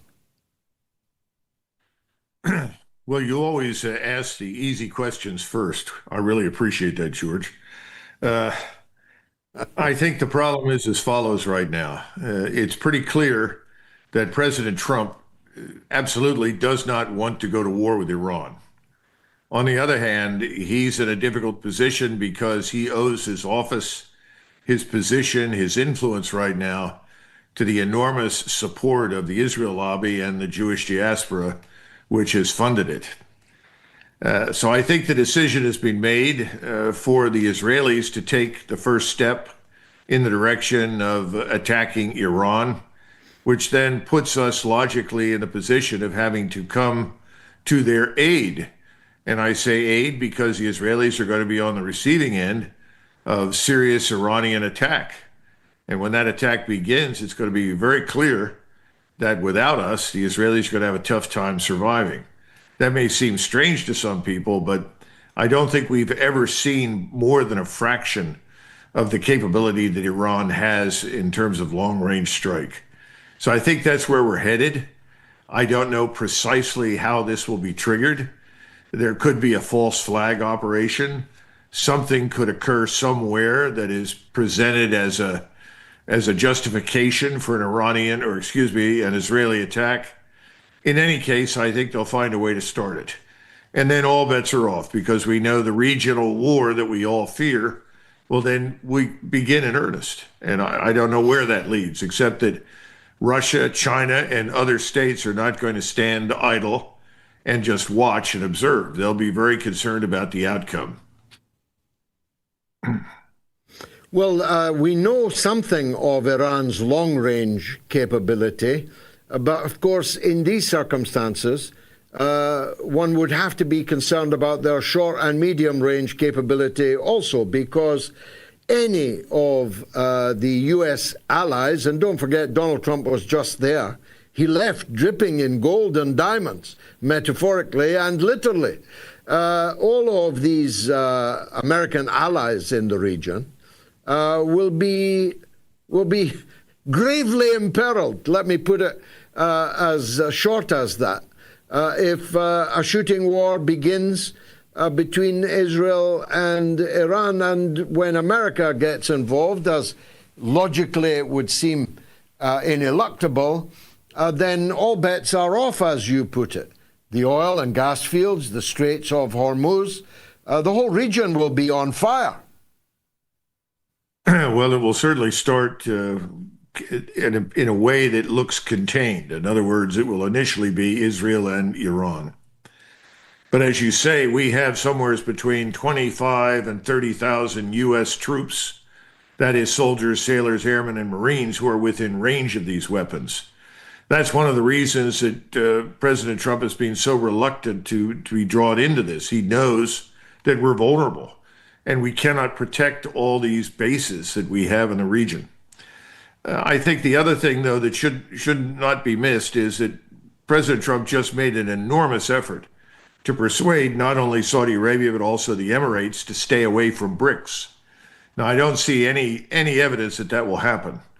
I think the Saudis will be nice to him and will obviously be pleased to invest to some extent in the United States. They would like to play both sides to the middle, but ultimately they are going to join BRICS. The other reason he was there was, as you saw, not just to shake hands with Mr. Jolani, the new dictator of Syria, and war criminal in my estimation, but to reassure Mr. Erdoğan, to whom Mr. Jolani reports as his superior, that we are going to back the joint Turkish-Israeli bid for hegemony in the region. All of these things will fall apart once this war begins. The Turks will not stand by and watch a great deal happen before they finally decide to sort of cast off the mask and march against the Israelis. I think everybody in the region, the Sunnis in particular, have been waiting for that. I think that could happen. And again, we are going to find ourselves in a confrontation with Russia. I think the Russians will avoid that in Europe. But on the other hand, in the Mediterranean, the Red Sea, the Indian Ocean, there are lots of opportunities for the Russians to play havoc with us, particularly with their submarines. And the Chinese are also present at sea, although not in great strength, but their submarines are there. A lot of things could go wrong very, very quickly for us. And then the question is, how do you disengage? And I'm sure that's on President Trump's mind, because while we're talking, George, I know a lot of people aren't necessarily paying attention to this right now, but the Bank of Japan is virtually given up trying to sell any more of its debt. We have a lot of trouble right now dealing with our own bond market. The bond vigilantes are essentially moving in and saying, we're not buying anything unless you increase the yield. Well, once you hit 5% in the 10-year treasuries, you're in real trouble. We can't service the debt. And right now, the 20-year bonds are up above 5% already. In other words, we're sliding not only into a serious recession, but I think it could end up being a depression. So we really can't afford to do any of the things that President Trump is talking about, whether it's his Golden Dome, missile defense fantasy, or it's the $1 trillion+ defense budget designed to sustain our posture all over the world. Those things are not really attainable anymore. So over the next 60 to 90 days, a war could bring everything to a very serious crisis at home, financially, economically, as well as overseas. That could spell the end of America's long-term imperialist ambitions, let's put it that way. Just before we turn to the biggest of these big enchiladas, the Russia-Ukraine issue, let me ask you about Jolani, if I may. Ambassador Ford not the British Ambassador Ford, who was also ambassador in Syria, but the US Ambassador Ford, who was also in Syria. He was giving a rather injudicious lecture the other day, in which he revealed that a British organization had tasked him as long ago as 2022 to groom Jolani and dust him down, wipe the blood stains off his clothing, put him into a suit and tie, and prepare him for the presidency of Syria, which he now claims he has. At the same time, Secretary Rubio says that all-out horrific civil war may be about to erupt in Syria in the next couple of weeks. What do you make of that?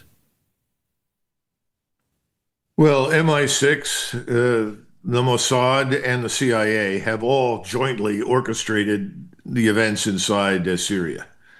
However, having said that, none of it would have happened without Mr. Erdoğan's personal involvement and support.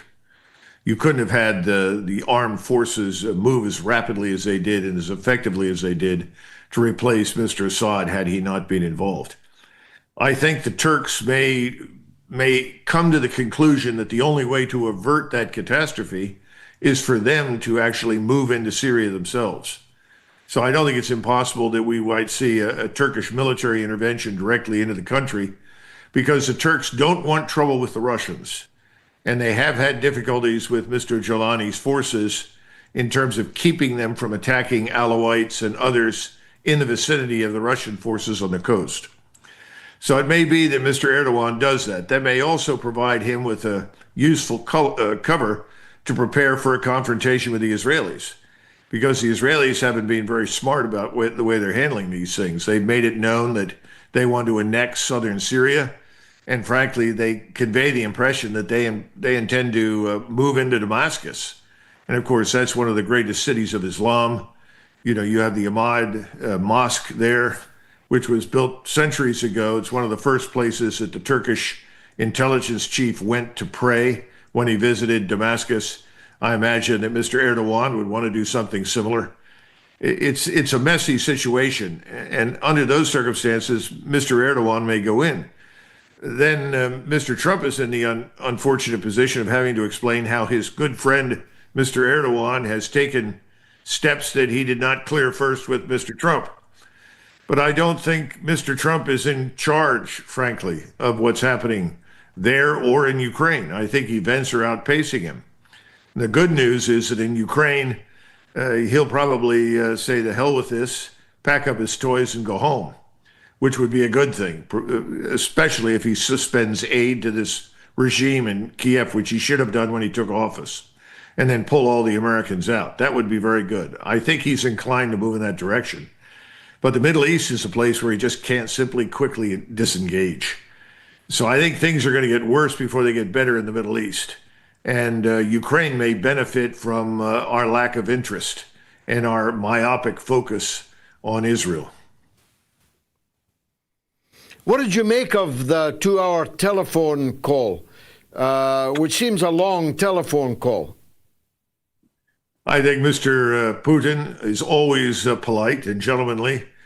He's tried to talk to Mr. Trump in a way to make him understand that Russia's essential conditions and goals are unchanged, and that there will be no ceasefire until those conditions are met. But at the same time, he's trying to be flexible, and he listened carefully to what Mr. Trump said. But the ultimate outcome of the phone call was nothing. It is just nothing. Mr. Zelensky knows that the worst thing that can happen to him at this point is to shut down the war. Because as soon as he shuts down the war, those troops are going to head to Kiev. Where would you go as a Ukrainian soldier right now? I think you'd go to Kiev to rid yourself of Mr. Zelensky. So why would he really want a ceasefire? His best hope for survival in his mind at this stage is to keep the war going as long as possible. Obviously, the Russians would be delighted if the Ukrainians took control of their own destiny finally. wrenched it away from the hands of the CIA and MI6 and the Mossad and everybody else who is in Ukraine, and established a new government.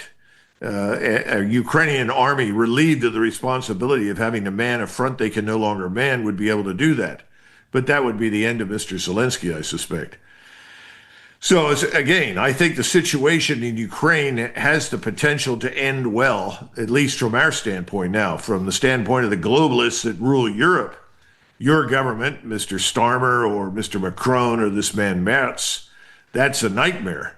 Because increasingly the populations in Europe are discovering that they're ruled by people who will do anything in their power to destroy them.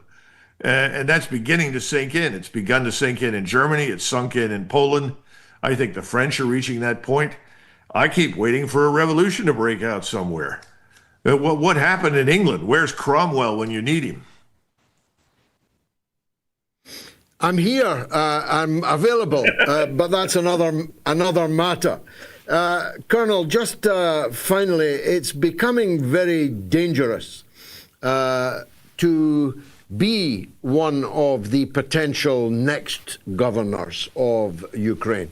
The assassination in broad daylight, mob-style assassination, complete with the final shot to the head while the man was lying on the ground at the American Language School. This is a former member of parliament, a former aide to Yanukovych, the former president, a man who might well have been in the running for office, but now he's dead.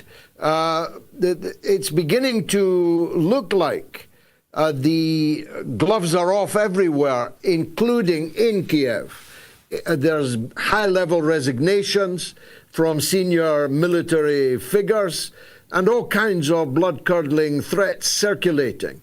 It might very well be that this war will be ended in Kiev by the Ukrainians. Well, that I think is everybody's hope. As bloody and ugly as it will undoubtedly be, I think most people are looking for a Mussolini-style solution to the government, similar to what happened in Italy. And the Russians, frankly, don't really want to go in there. They never have. This is the big lie, that Russia wants to conquer and rule Ukraine. Of course not. It was so disappointing to hear President Trump repeat this nonsense recently. And I don't know what happened to him because he knew better just a few months ago. But I think that's coming. It needs to happen, George. It's best for that to occur and a new leadership to emerge on its own than it is for intervention by the Russians or us or anybody else. And to the extent that the Russian FSB can support it, I'm sure they're at it right now, because not much happens in Ukraine they don't know about. After all, they've lived together for centuries. But you're right, we're going to see more of that. And people are going to be aghast. But here's the last thing to remember. We're mightily responsible for this. My country is a co-belligerent. How could Donald Trump hope to mediate anything when we are allied with this regime? We've supported it. We armed it. We encouraged it. Now we know that American and British generals have had a hand in directing the catastrophe from Wiesbaden and other places in Central Europe. I mean, my God, how bad can it get? So the best thing we can do at this point, best thing that President Trump can do, is pull the plug on it and get out. I would hope the British would do something similar, but I don't see much evidence for that yet. Well, of course, we now know it was all being done by autopen because Jake Tapper, who told us that such theses were Russian disinformation, has now written a book saying that Joe Biden simply was not mentally competent to be the president for a substantial part of his term and maybe all of his term. So who, as Donald Trump asked today, who was manning the autopen that created this monumental issue in the Ukraine? Well, there are a number of names that have been tossed out that are holdovers from the Obama administration, as you know, who are actually calling the shots, I suspect. People thought that President Obama was. I don't know. He undoubtedly had input. A number of people did. Because, as you say, when the man was elected, he was already unfit for office. My concern at this point is that President Trump is also showing his age. I've begun wondering whether or not we don't need some sort of a new ruling that says you can't be over the age of 65 and be president of the United States. We've always worried about someone that might be too young. We've never feared what we see happening today with someone who might be too old. But I think Biden was always a useful instrument. He was a facade, and others were shaping policy. And certainly his Secretary of State, his National Security Advisor were key players in all of that, but they were receiving instructions and input from others. And it was so nice of Jake Tapper to now reveal these kinds of things when he knew from the very beginning this was the case. That's what's so frustrating. I mean, he's a co-conspirator in the big lie. The whole city is in need of an enema. I hate to be blunt, but it is just rotten to the core right now. It makes Versailles look competent and insightful in 1789. Now, don't make that age bar too ironclad, Colonel, because you never know when our respective peoples might turn to us for rescue. Thank you, as always, for a tour de force. Colonel Douglas Macgregor here on the Mother of All Talk Shows. Much obliged to you, Colonel. Let's take last call. Well, it's just disappeared in front of my eyes. Let me tell you how the poll went. 28,162 people voted. That's a big poll. On Telegram, 98% agreed that Piersmorgan was Israel's useful idiot. On X, 88%. On the YouTube community poll, 95%. And on the YouTube stream, 95%. Piersmorgan, you've taken a hell of a beating.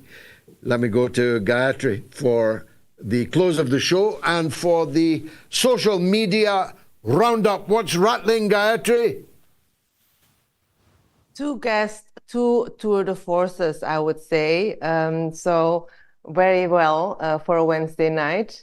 In the same week that the Marmite and ever controversially growing Eurovision Song Festival took place, it was also the time for the Cannes Film Festival in France. Now, the Palestinian voice was somewhat more heard over there, not least because our dear friend and now freed Julian Assange attended with his lovely wife Stella and unveiled to the cameras the T-shirt that he wore, which on the back said Stop Israel, but on the front mentioned not least 4,986 Palestinian children who were killed. Children under 5 who were killed since October 7, 2023. So that was very brave of him. Another Palestinian voice that was heard was the film Once Upon a Time in Gaza, which is by the Nasser brothers, directed by Tarzan and Arab Nasser, and co-produced as well by Rashid Abdel Hamid, who is not a household name, but he is actually the father of Stained Levant, one of our favorite artists, who is partially Palestinian, partially Serbian, partially French, and partially Algerian. A great mix, and both father and son in the music and film industry have never held back in their support to Palestine. So that was a beautiful display, at least at such a great event. Oh, nice.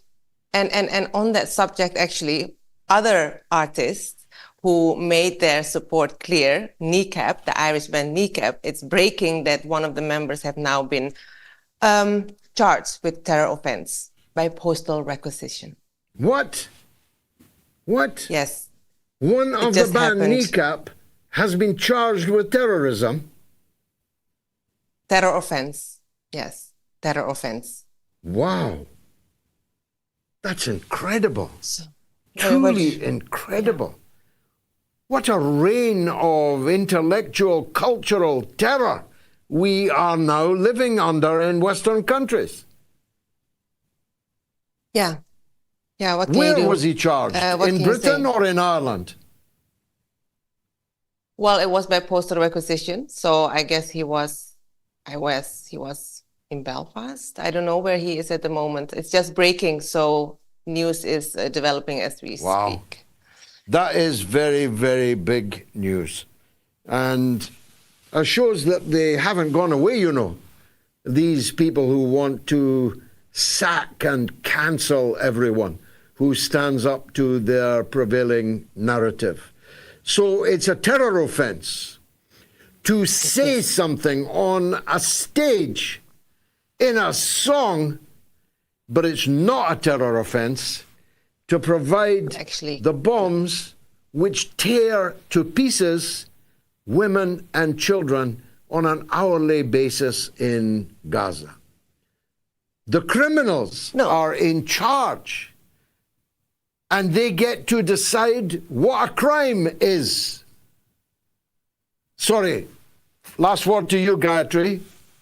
Yeah, that's how upside down the world is today, and not least the delegation, the diplomatic delegation that was attacked today in Jenin. I mean, what are they going to do? Surely they cannot stay stumped. Had Saleh says, "Hi George, what do you think will come out of the occupation forces of the Zionist entity at the European diplomats in Jenin camp today?" It's really incredible. You don't need to answer that now because it's you've talked about already. But can I just quickly give one comment on the poll tonight, which has been very interesting and very playful, of course, whether piersmorgan is Israel's useful idiot. Matthew White says, Piers simply cannot bring himself to properly criticize Israel, as with every other journalist who adopts the mindset of what's in it for me. This usually results in a foot up the greasy pole, and that's enough to forego their morals. The devil is mopping up souls for fun in Fleet Street and its US and Israel equivalents. So they don't think God is watching, because for all their religious platitudes and playbooks, they don't actually believe in him. They use religion as an insurance policy and little else besides. And Erkin says he's not useful, he's just Israel's idiot, whether he knows it or not. Well, after Professor Lowkey's interview, he knows now. Yeah, I mean, a number of salient facts came out of that. I'm sure you recognized one of them, as I did, and hastily deleted one of the products that he referred to. Let me just read you this, Gayatri. Liam Ohana, 27, who performs under the stage name Mochara, has been charged over the displaying of a flag in support of Hezbollah at a gig at the O2 Forum in Kentish Town, northwest London, on November 21st last year. Ohana of Belfast was charged by postal requisition. That means they've sent him a letter, and is due to appear at Westminster Magistrates Court on 18th June, said the Metropolitan Police. The officer from the Met's Counter-Terrorism Command were made aware on April 22nd of an online video from the event.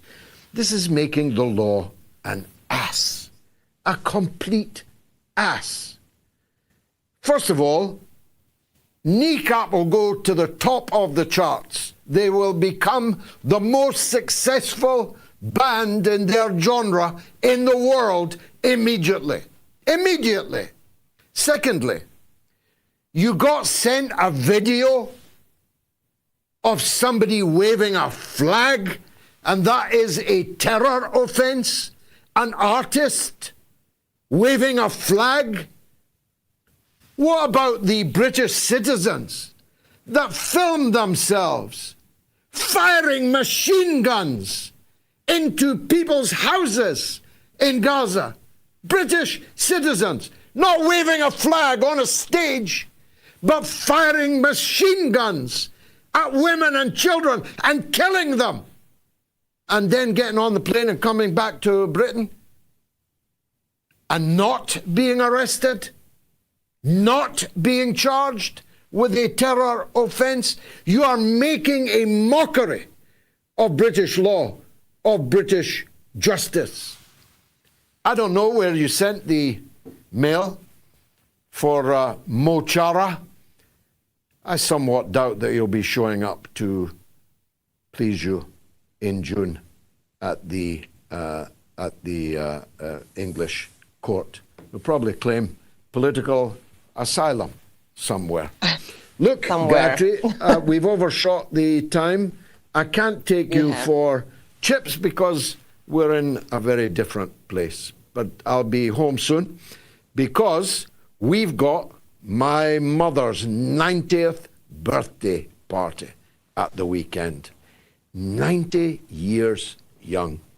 Sheila Galloway, Nee O'Reilly, a top person, as sharp as a tack, and still looking lovely at the age of 90. She's looking forward to a telegram from the president in 10 years' time. Who knows who that president might be, unless Colonel Macgregor's age bar is introduced here in Britain also. It's been marvellous for me. I hope it was for you. I'm rather glad I'm missing the Manchester United Tottenham Hotspur final right at this moment, at least. And I'll be back on Sunday, God willing, with the mother of all talk shows. Please come and bring another viewer with you. Why don't you? Good night.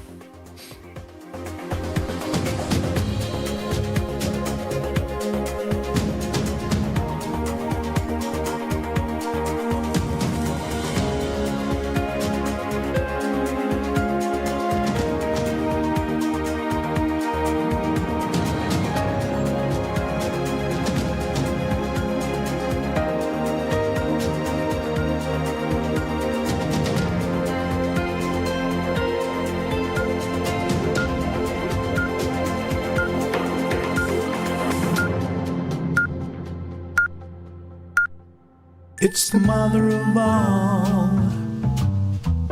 talk shows. It's the mother of all talk shows. It's the mother of all talk shows. Go get 'em, George.